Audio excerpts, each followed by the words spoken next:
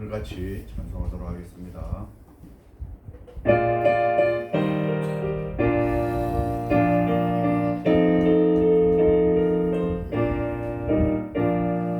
빈들의 마른 불같이 시들은 나의 영혼,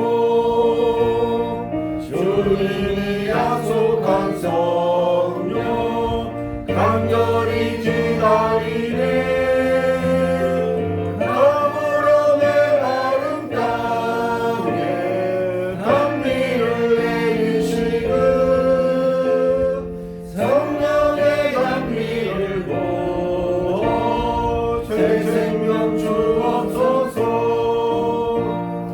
반가운 빗소리 들려 천천히 춤을 추네.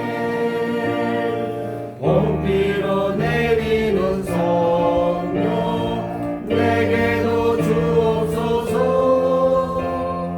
가을봄의 마른 땅에 단비를 내리시는 성령의 단비를 보고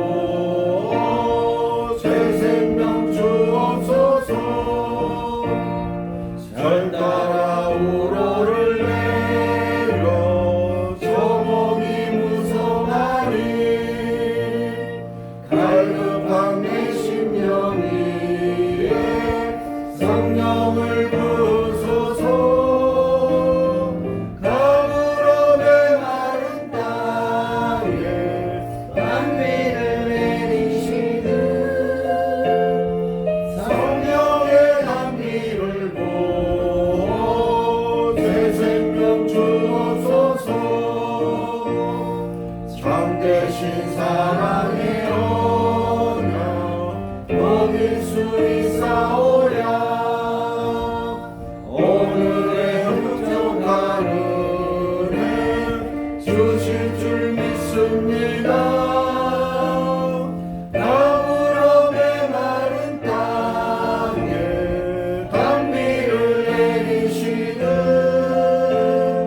성령의 단비를 보고 새 생명 주옵소서.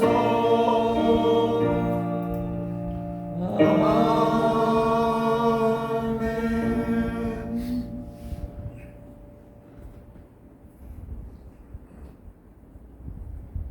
신앙 고백으로 사도신경으로 신앙 고백하겠습니다.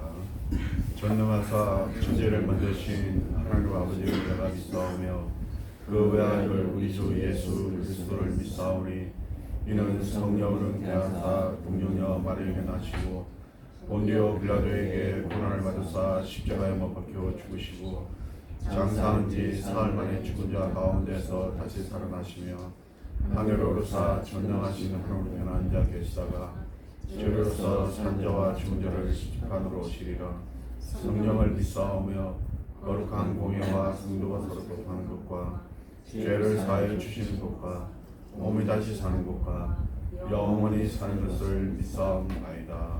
아멘. 찬송가 212장 겸손히 주를 섬길 때 찬송하도록 하겠습니다.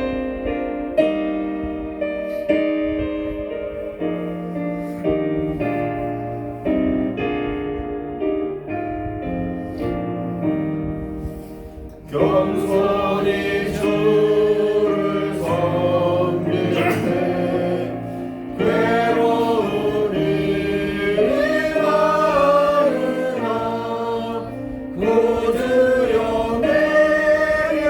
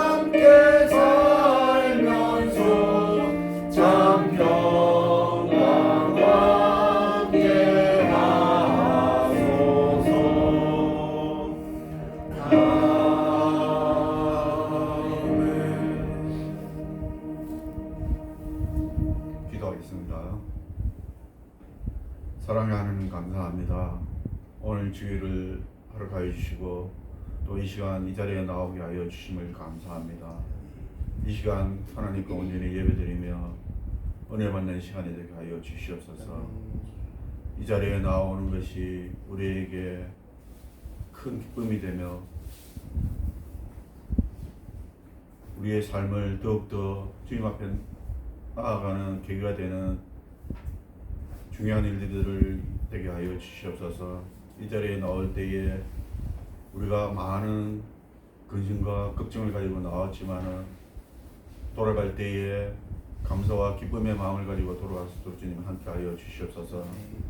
이 자리에 머리 숙인 주님의 자녀들 기억하여 주시옵고 여러 가지 문제로 기도하고 있습니다.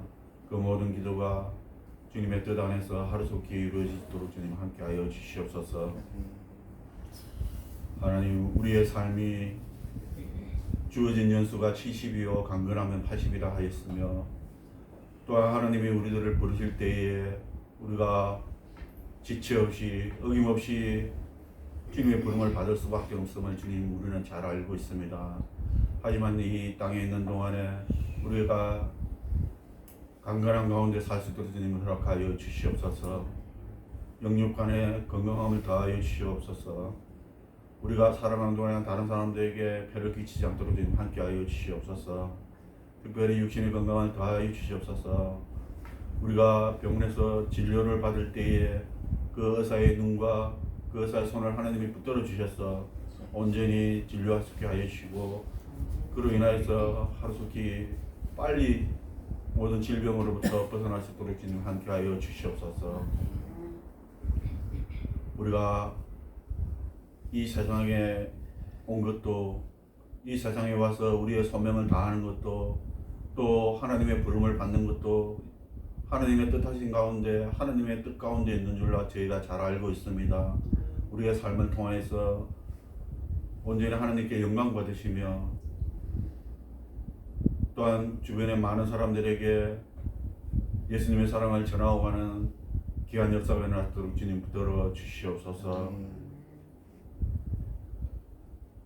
주님, 우리 이름교회를 기억하여 주시옵고 이 교회를 통해서 우리 이름동이 강남구가 서울시가 하나님의 사랑을 살아계심을 알게 하여 주시고 예수님의 사랑을 느끼는 귀한 역사가 일어나도록 주님 함께하여 주시옵소서.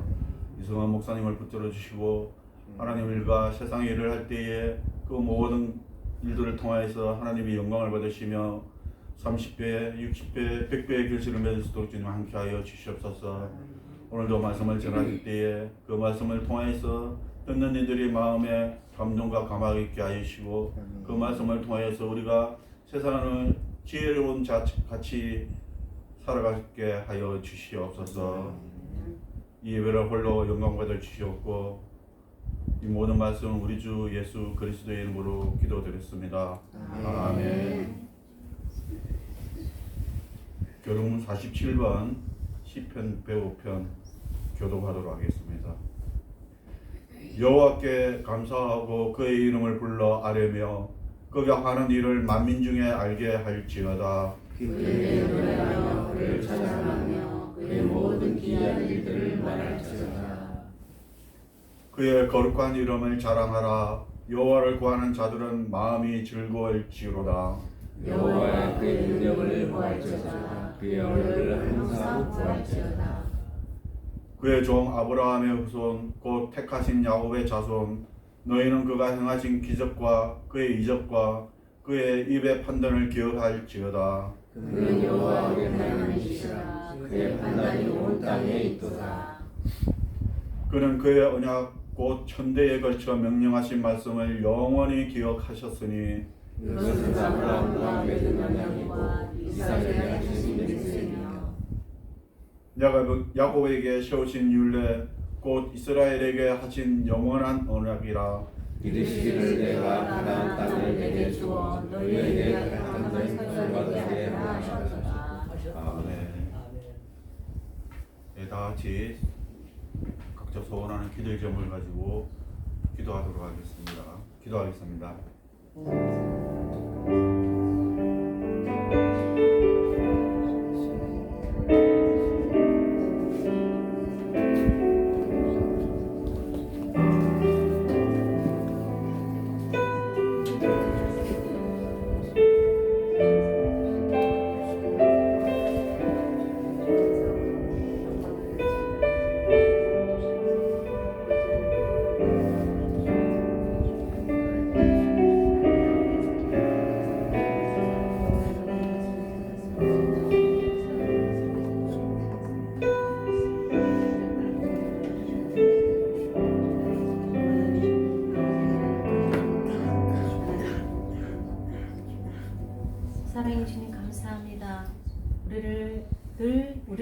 기도하시고 우리를 인도하신 주님, 이 한 시간 거룩한 안식일 불러주심을 감사합니다. 늘 주님께 가까이 가기를 원합니다. 이 한 시간 말씀과 찬양과 속에서 주님을 더 가까이 만날 수 있는 귀한 시간이 되게 해주시고 심령에 주님이 함께 해주셔서 영광된 예배로 홀로 영광 받아주시는 귀한 예배가 될 수 있도록 주님 인도하여 주시옵소서. 감사 영광 돌리며 예수님의 이름으로 기도드렸습니다. 아멘.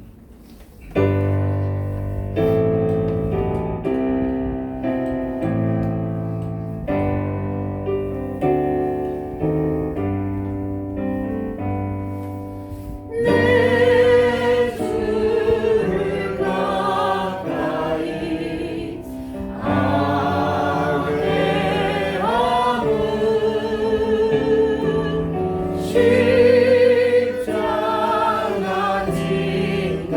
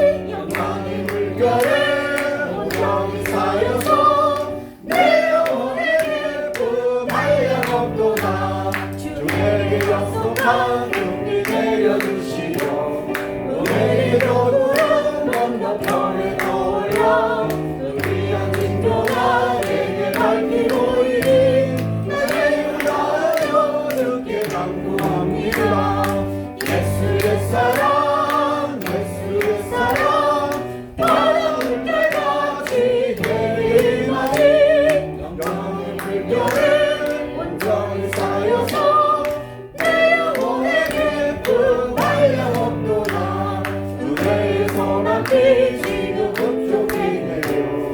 구원의 근거가 흘러타고 넘쳐서 내 주와 모든 죄 모두 씻어버리니 낮에는 어리는 나게 받았네. 예수의 사랑 예수의 사랑 바다 물결같이 내게 임하니 영광의 물결에 온전히 사여서 내 영혼의 기쁨 한량없도다. 차고 넘치는 주의 은혜의 물결 힘차게 밀려와 내게 만족합니다. 오 할렐루야로 주를 찬송하오니 내 맘의 기쁨이 항상 충만합니다. 예수의 사랑 예수의 사랑 바다 물결같이 내게 임하니 영원히 물결에 온전히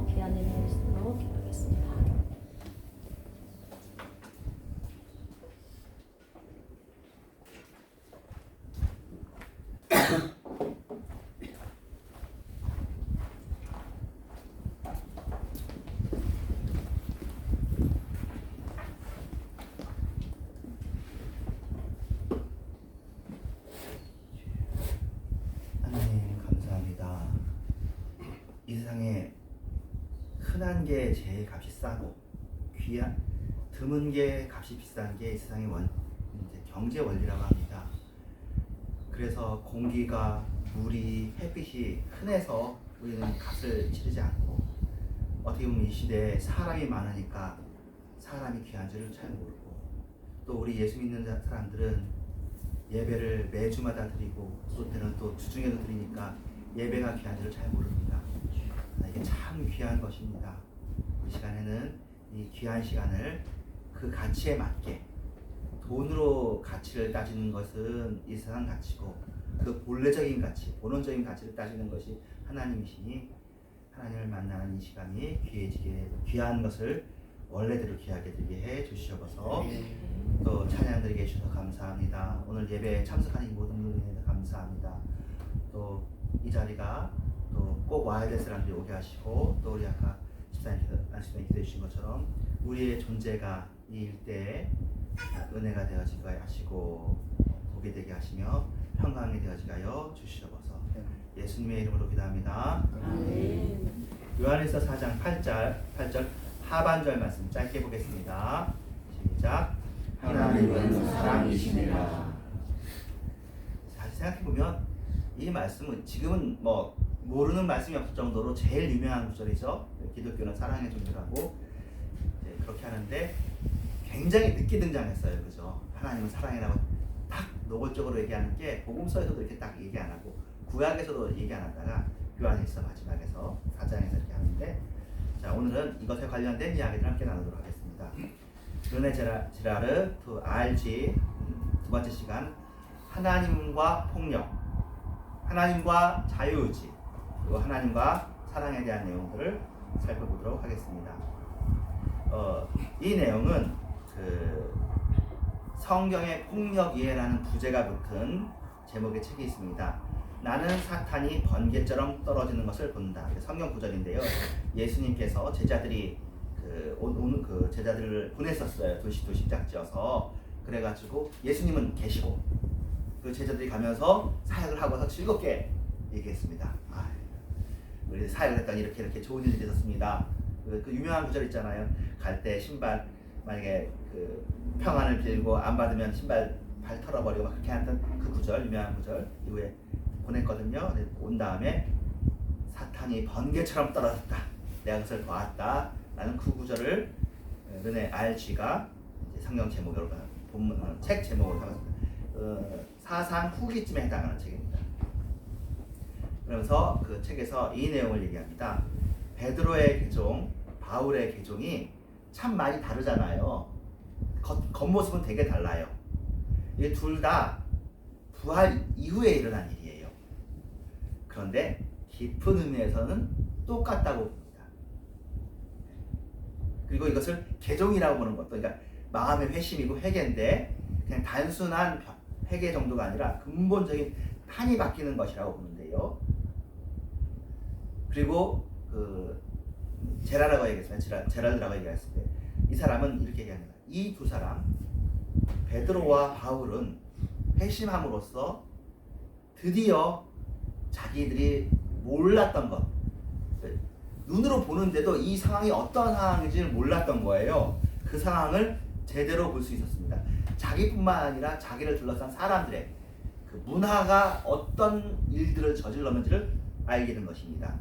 그들이 깨달은 것은 당대 사람들이 폭력 속에, 폭력적인 군중 심리에 빠져 있으면서도 아무도 그 사실을 깨닫지 못하고 있다는 사실을 자기들도 몰랐어요.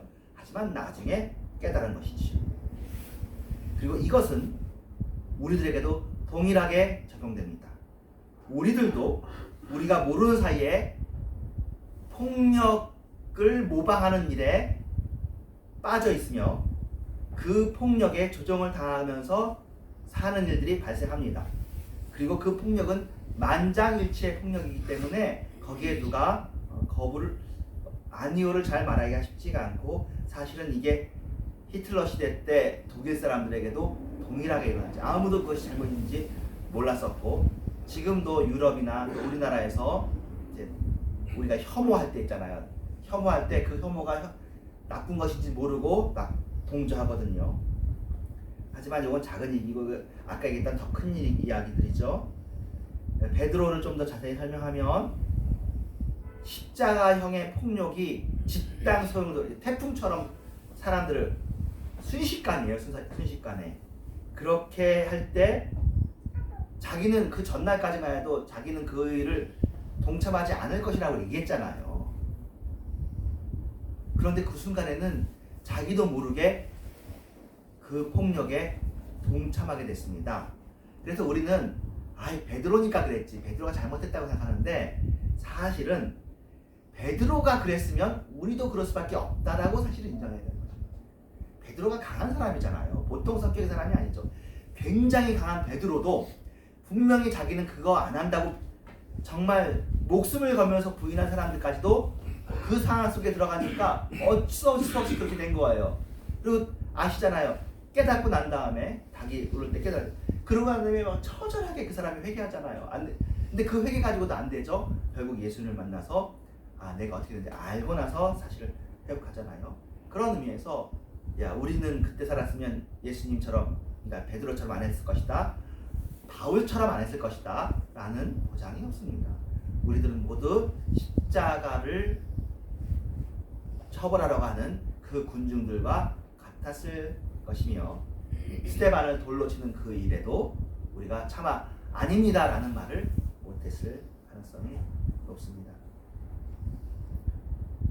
예수님의 부활을 통해서 베드로와 바울은 성스러운 폭력 행사라는 게 있습니다. 종교에서 하죠. 종교 전쟁이 그렇잖아요. 스데반을 죽일 때 유대인들이 그런 거잖아요. 스데반은 죽여야 한다고 죽인 거예요. 이것을 죽이는 것은 옳고 하나님께서 원하신다. 이건 하나님이 축복하시는 죽임이다 라고 해서 죽였잖아요. 그러니까 바울이 그것을 담보한 거 아니에요. 이건 하나님께 상 받을 만한 일이다 라고 했는데 나중에 이 폭력 행사가 결국 누구에 대한 폭력 행사냐면 예수 그리스도에 대한 폭력 행사라고 예수님께서 말씀하시잖아요. 네가 나를 핍박하였다고. 그러면 우리들도 우리가 알게 모르게 행사하고 있는 그 다수의 폭력 행사가 어쩌면은 예수 그리스도에 대한 폭력 행사일지도 모릅니다. 이게 오늘의 주제입니다. 우리가 아는 하나님은 인간을 희생양으로 만드시지 않으시며 오히려 인간이 하나님을 늘 희생양 삼습니다. 예수님께서 희생양이십니다. 희생양 예수님이 만주의 주이십니다.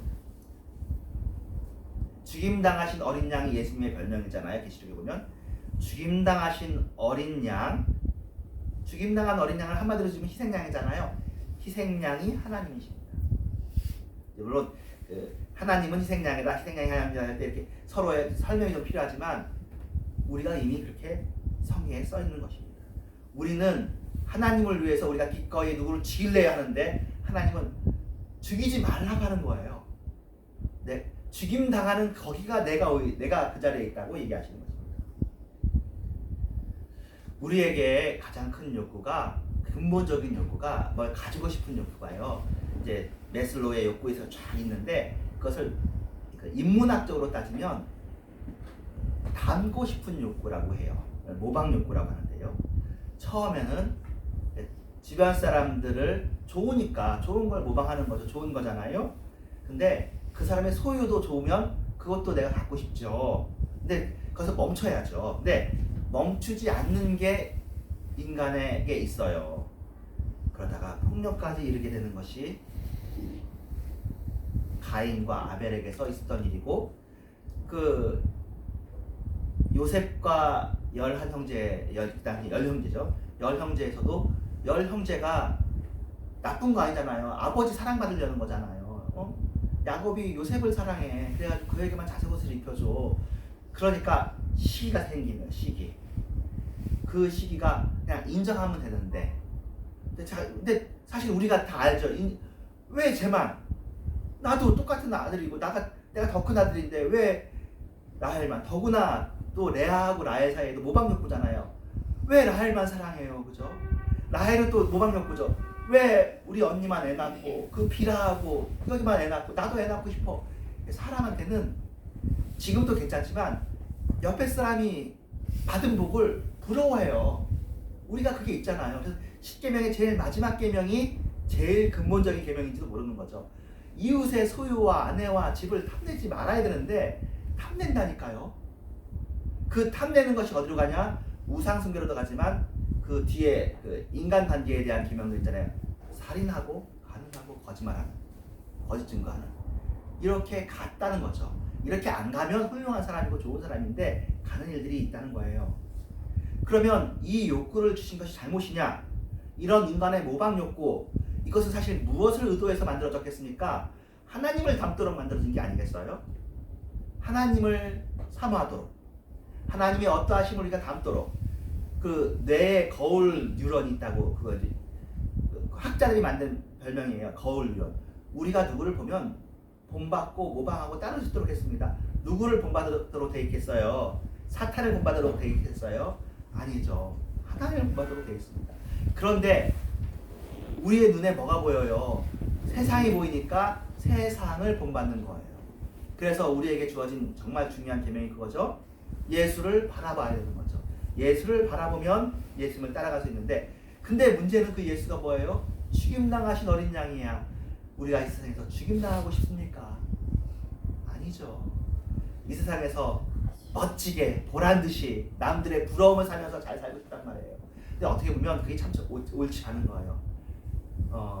남들의 부러움을 사는 게 우리의 소원이지만 부러움을 사는 건 위험한 일이거든요. 부러움을 사는 대상은 시기의 대상이고 죽이고 싶은 대상인지도 모르는 거예요. 근데 그런 것을 우리가 원하는 거죠. 이 세상에서 아이돌이라는 게 그거잖아요. 아이돌이 원래 우상이라는 단어죠. 아이돌.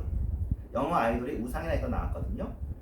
아이돌이 되면 많은 사람들의 부러움을 받아. 그런데 그것이 사실은 많은 사람들에게 원하는 일이지만 어떻게 보면 되게 힘든 일이잖아요. 자, 그래서 이 모방, 뭐를 본받고 싶고 추종하고 싶고 스타를 만들고 싶고 셀레브리티를 만들고 싶고 나는 세상에 영향을 미치는 사람이 되고 싶어. 근데 영향을 미치는 사람이 될수록 또 위험해지는 요 관계 속에 이게 문화가 이렇게 형성되어져 있습니다. 그리고 또 생각해 보세요. 나중에도 얘기하겠지만 시를 잘 쓰면, 엄청 잘 쓰면 우리가 박수 쳐주고, 오페라를 잘 쓰면 박수 쳐주고, 오페라 주역 박수 쳐주고, 스포츠 잘하면 박수 쳐주고, 우리는 다 모방을 기반으로 해서 모방 욕구를 조장하면서 부러워함이 기반이 되어져서 문화를 형성하고 있습니다. 그런데 여기에 늘 언어 폭력도 그렇고 댓글도 그렇고 또 감정적인 폭력과 시기와 이런 것들이 기반이 되어 있습니다. 그래서 이런 것 중에서 허점, 가장 중요한 부분을 폭력과 하나님이라고 저는 생각해 봤습니다. 그래서 하나님은 폭력에 대해서 어떻게 생각하는지에 대해서 우리가 사실은 무의식 중에 알고 있어요. 하지만 우리의 무의식을 우리의 의식이 누르면서 우리를 하나님의 이해를 따르게 하고 있습니다. 또 뒤에 얘기하겠습니다. 예수의 죽음은 인간 사회가 어떻게 폭력과 희생양 메커니즘을 통해 유지했는지를 드러냈으며 하나님의 진심이 어디에 있음을 드러냈습니까? 하나님의 진심은 스스로 희생양이 되는 것, 다른 사람들에게 이 폭력의 메커니즘을 끊는 것이 하나님의 진심이에요. 그리고 아까 읽은 본문처럼 하나님의 진심은 뭡니까? 사랑이에요.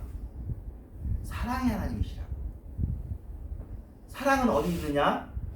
하나님께 있습니다. 사랑을 알지 못하는 자는 하나님을 알지 못했습니다. 그래서 자, 사실 여기서 나와 있는 1, 2, 3, 4번은요. 예, 제가 비밀을 하나 공개하자면 이 문장들은 AI가 만들어 준 거예요.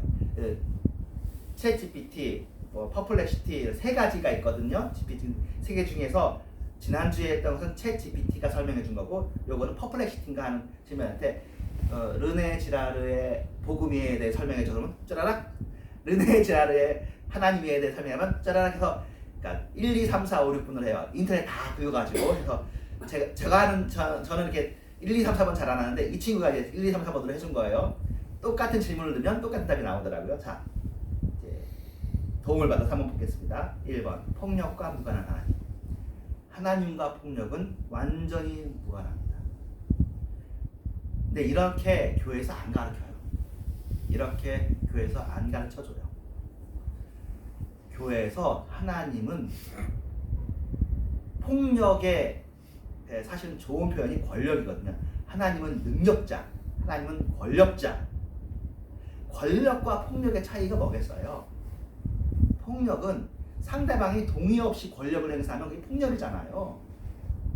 근데 하나님이 그렇게 해주기를 우리가 다 바란다니까요.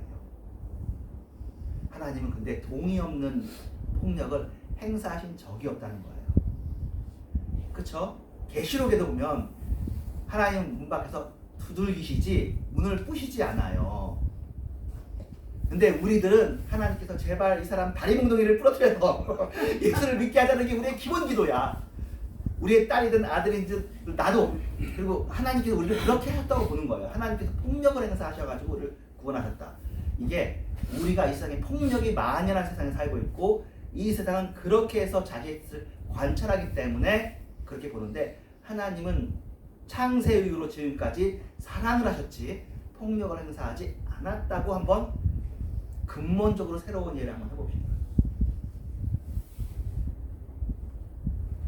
그래서 이렇게 설명하는 거예요. 구약의 폭력적인 하나님 이미지를 그리게 하는 이제 구절들이 있습니다. 하나님께서 가나안의 어린아이를 쳐 죽이라, 뭐 가나안 사람들 쳐 죽이라, 이런 것들은 그 당시 사람들이 이해하는 하나님 이해와 종교 이해를 투사한 것이고, 하나님께서 그것을 그래도 성경은 하나님이 허용한 거잖아요. 물론 하나님이 허용했으니까 그게 오류가 없다라고 얘기할 수 있겠지만, 사람 기준에서야 오류가 없는데 하나님 기준에서 성경책이 제가 할 때 하나님 기준에서 성경이 오류가 없겠어요? 저는 하나님 기준에는 성경이 오류가 엄청 많다고 봅니다. 우리 기준에서 오류가 없는 거지. 그 당시 사람들은 최선을 다했었고, 하나님 그래, 하나님께서 승인을 해준 거야. 그래, 모세 이 정도면 잘 썼어, 여호수아 잘 썼고 해준 거지. 하나님의 기준에서는 다 알잖아요. 지난번에 얘기했듯이 하나님의 기준에서 볼 때 죄 없는 글이 없고 죄 없는 육체가 없는데 허락해 준 거예요. 심지어 거기에 하나님을 폭력적인 이미지로 보이게 하는 것이 있어도 하나님이 봐준 거예요. 왜 그러냐면 생각해보세요. 구약 시대에는 모든 신들이 폭력적이에요. 어느 만큼 폭력적이냐면요, 옛날에 신들이 뭘 요구했냐면 인신 제사를 요구하는데, 최근까지도 그랬고 일본도 그랬어요. 우리나라도 그랬잖아요. 인신 제사를 심하게는 어떻게 해요? 각 집에 장자를 죽이는 것까지 요구했다니까요. 그게 글에만 써 있는 게 아니라 많이 발견됩니다. 도굴되면 그 짐승 묻힌데 사람 어린애 묻힌 게 많이 있어요. 여자들은 사람들이 사람 죽이면서 지금까지 살아왔어요. 왜? 자기가 잘 살아야 되니까. 애기니까. 태어난 애기. 장자 죽이고 우리는 사는 거예요. 왜? 겁나니까. 그래야 이 자연 환경과 이 세상에서 보이지 않는 신을 만족시킬 수 있다고. 사실을 생각해보면 그때 그 보이지 않는 신은 뭐겠어요? 제가 생각하기엔 사탄이에요. 사탄은 폭력으로 세상을 다스리는데 이 세상 사람들이 사탄을 섬기며 살아온 거죠.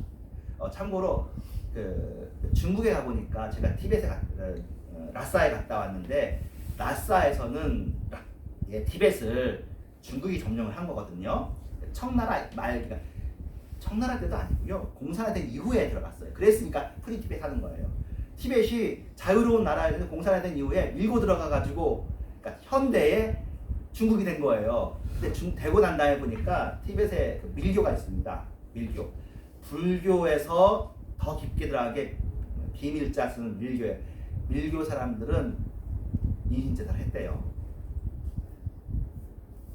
야, 이런 못 가보니까 그 신전 들어가 보니까 그 신들이 되게 정말 마귀처럼 생겼어요. 무시무시하게 생겼어요. 사람 잡아먹게 생겼어.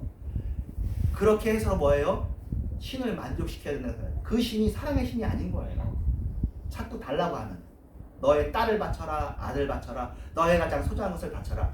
그래서 이 이미지가 아브라함에게도 있는 건데, 성경의 하나님이 이삭을 받았어요? 안 받잖아요. 안 받고 동물 제사로 바뀌었죠. 이것에 대한 RG의 해석은 뭐냐면, 아브라함 기사는 유대인들이 드디어 장남 희생을 끊고, 그 당시 다 장남 희생을 하는 그런 시대였는데 이것을 동물 희생으로 바꾼 역사적인 기록이라고 이 사람은 해석을 합니다. 어쨌든 우리나라는 그래도 장남 희생하는 일은 흔한 일은 아니니까 문명이 들어오면 지난주에 얘기했듯이 법이 들어오고 문화가 들어오고 윤리가 들어오고 어쨌든 유교든 뭐 경전이 들어오면 이런 것들이 야만에서 벗어나는 거잖아요. 야만의 시대 때는 사람이 사람에게 끔찍한 일들을 저지른다는 거예요. 네, 시간이 제한되니까 그다음 넘어갑니다. 그래서 예수 그리스도를 통해서 하나님이 자기를 드러냈잖아요. 예수님이 하나님의 본체시죠. 하나님의 본성은 폭력을 반대하시는 분입니다. 모든 폭력에 반대하는 것이 기독교여야 합니다. 언어 폭력도 포함합니다.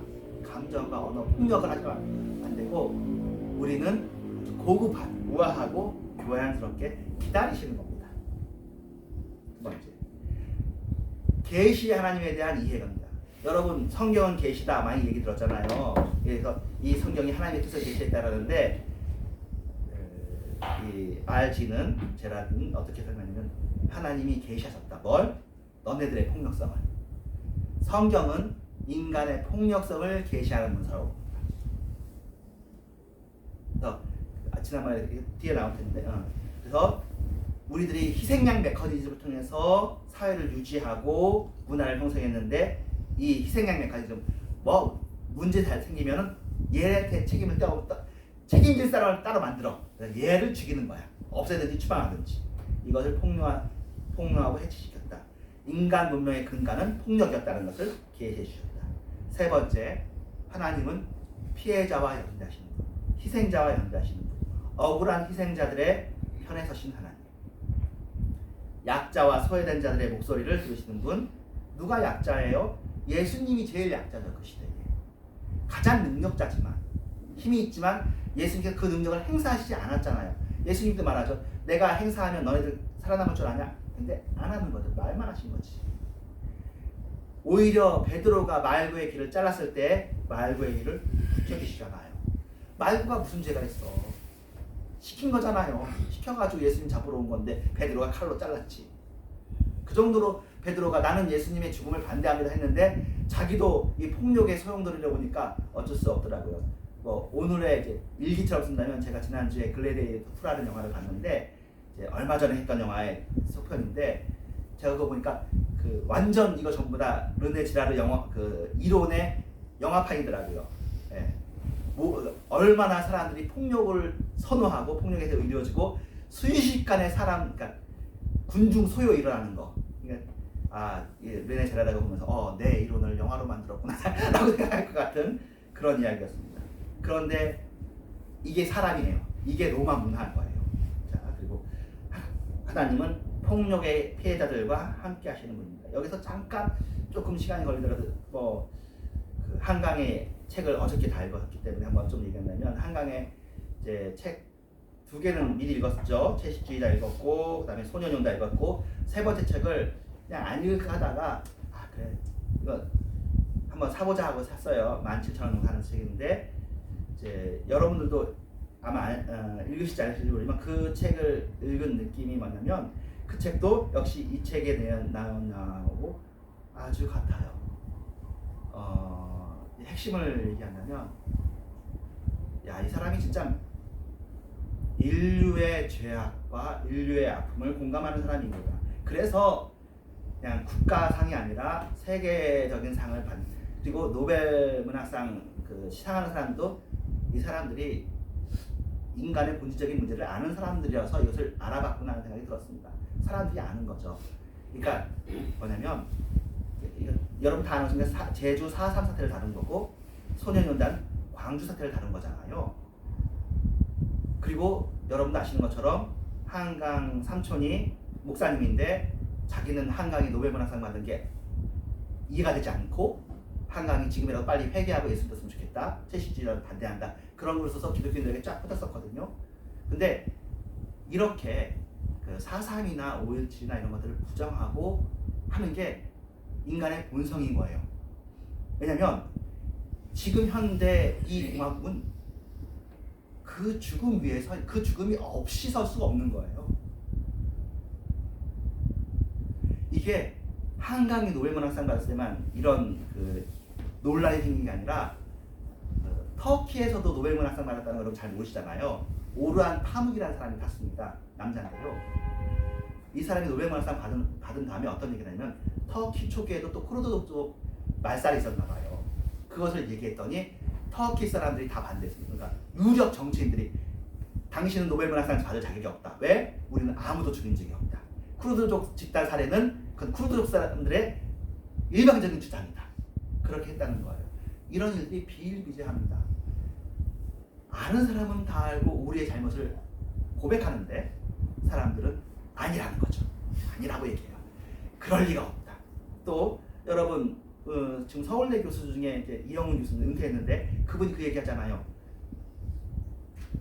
우리나라가 근대화된 것은 누구 덕분이에요? 일본 덕분이다. 왜? 통계를 봐라. 조선시대 말기 때 농업 생산량과 일제시대, 특별히 1910년부터 1920년대 농업 생산량이 엄청나게 비약적으로 늘었어. 누구 덕분이야? 일본 덕분이야. 근데 일본 사람들은 그렇게 해요. 한국 사람들은 이걸 인정하지 않아. 인정하지 않는 걸 보니까 이 사람들은 근본이 그래. 그게 종족주의, 반일 종족주의. 한국 사람들은 근성이 나빠서 일본의 잘한 것을 인정하지 않아. 그것을 이영훈 교수가 쓴 거예요. 한국 사람이. 근데 이것에 대한 반론이 뭐냐면 1910년도 일본 총독부가 한 통계조사를 가지고 어떻게 믿겠느냐. 이게 40년대 가면 또 완전히 망가지고 또 이것도 진중권이라고 이제 현재 여당 지지하시는 분인데 진중권이 이거에 대해 얘기하는 것. 그것을 비교하려면 조선이 그대로 갔을 때의 생산량과 비교해야지.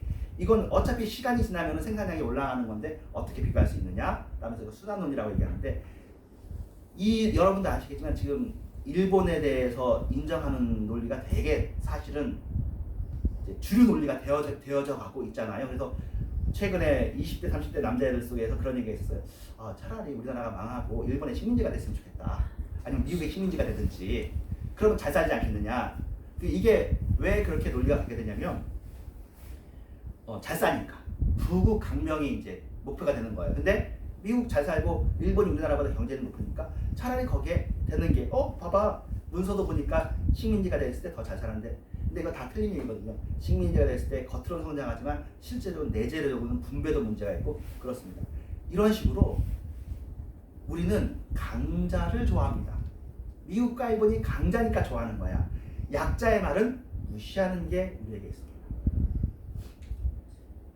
50분이 됐지만 조금 더 얘기한다면 여러분 요새는 거의 파괴된 논리지만 누가 여자분들이 성폭행 피해를 당했으면 우리가 누구 편 든지 아세요?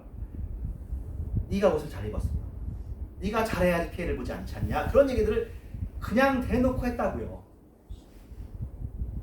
피해 받을 만하니까 피해를 당했지. 누가 집에 도둑이 들었으면 우리가 무슨 말이에요? 문단속을 잘하지. 가해자를 처벌하지 않고 피해자의 잘못을 드러내는 것이 우리에게 기본적으로 왜? 강하고 싶어서 주류가 되고 싶고 대다수가 되고 싶은 거예요. 대다수 현상 유지하는데 이제 또 진도 나갑니다. 네 번째, 하나님은 용서와 화해입니다. 자, 이렇게 이 사람들이 잘못해. 그렇다고 해서 소수자들이 그럼 화내가지고 보복하느냐? 근데 그렇게 가지고 그 기독교의 길이 아닙니다.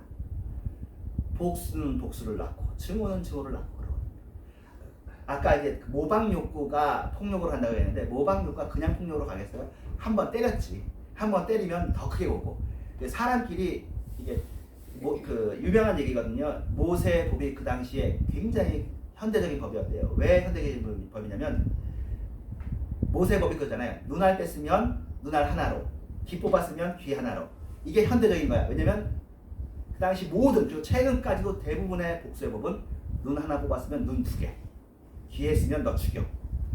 내가 피해받은 것보다 더 크게 상대방을 가격하려고 합니다. 이게 우리의 증오의 법칙입니다. 이 증오의 사슬이 끊어져야 돼요. 이게 하나님이 우리에게 하신 일이에요. 구약 성경책을 통해서 요셉의 이야기를 통해서 아벨과 모세의 이야기를 통해서 모세가 폭력을 했다가 반성하게 되는 이야기가 그 얘기입니다. 그래서 보복이 아니고 복수는 하나님께 있으니 내 편에선 놔야죠. 그 사람이 잘했으면야 용서하겠지만 잘못하고 있으면 내비두는 거죠. 기다리는 겁니다. 우리는 기다리는 게 믿음입니다. 그리고 원수 사랑을 사실은 하나님이 실천하시고 화해와 평화의 새로운 질서를 열어주셨습니다. 다섯 번째, 모방의 올바른 대상으로서의 하나님. AI가 이걸 어떻게 알았는지 모방의 올바른 대상으로서 하나님이라고. 자기는 하나님을 믿지 않지만 AI야 나쁜 거 없죠. 저 기계니까. 경쟁적 모방이 아닌 평화로운 모방의 모델로서의 하나님이라고 하나님과 분명히 관계됩니다.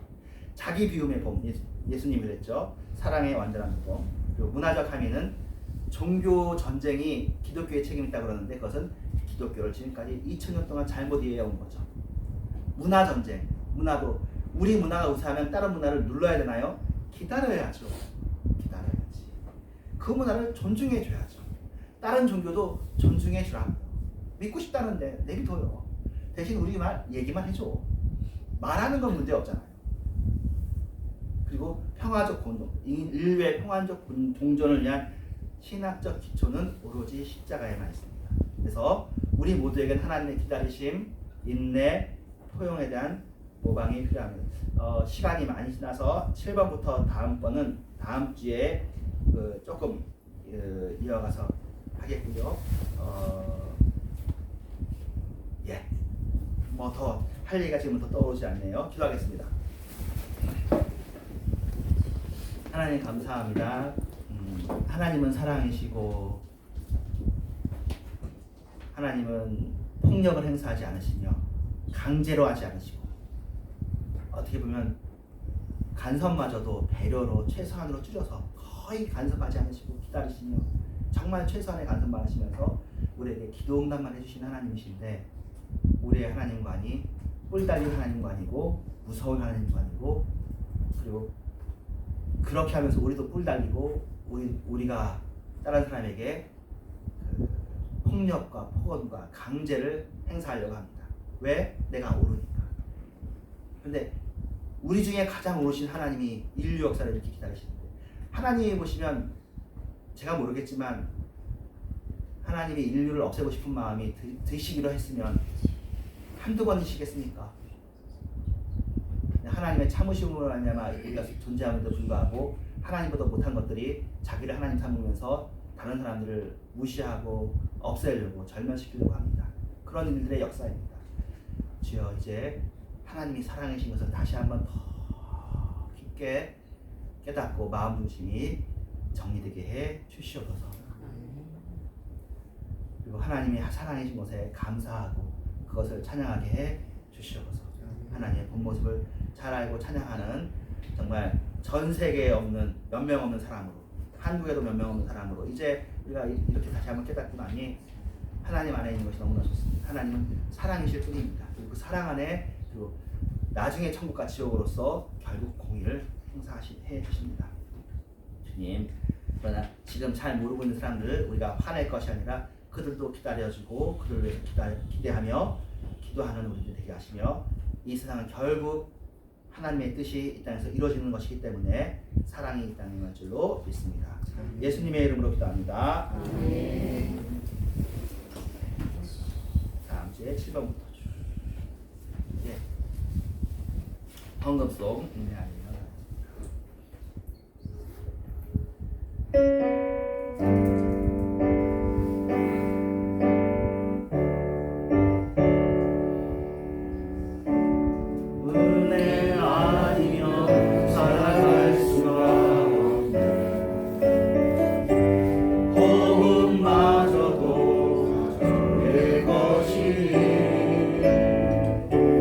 세상 평안과 위로 내게 없어 예수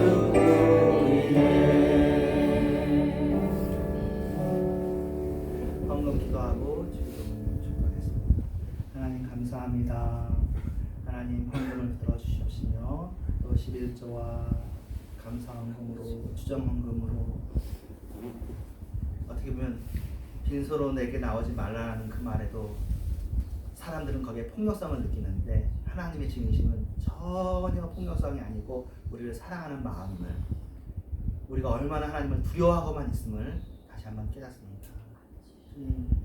하나님은 사랑에 그림자가 없는 사랑이에요. 한 점 어둠이 없는 사랑으로 우리를 사랑하시는데 우리 속에 있는 어둠을 가지고 하나님을 역투사하는지도 모르겠습니다. 하나님은 참고 정말 고린도전서 13장에 나오는 것처럼 언제나 오래 참고에 정말 표본이시며 모델이시고 끝까지 오래 참으시는데 우리가 그것을 잘 모르고 하나님을 좋은 의미로 두려워하는 것이 아니라 나쁜 의미로 두려워하는 것이 아닌가 싶습니다. 주여 우리가 하나님을 더 알고 더 친근히 하고 가까이 하고 하나님을 더욱더 우리가 하나님을 사랑한 것만큼 사랑할 수 없지만 우리가 최선을 다해서 우리의 마음으로 하나님을 사랑하는 마음에 어두움이 없게 하여 주시옵소서. 예수님의 이름으로 기도합니다. 아멘. 하늘에 계신 우리 아버지여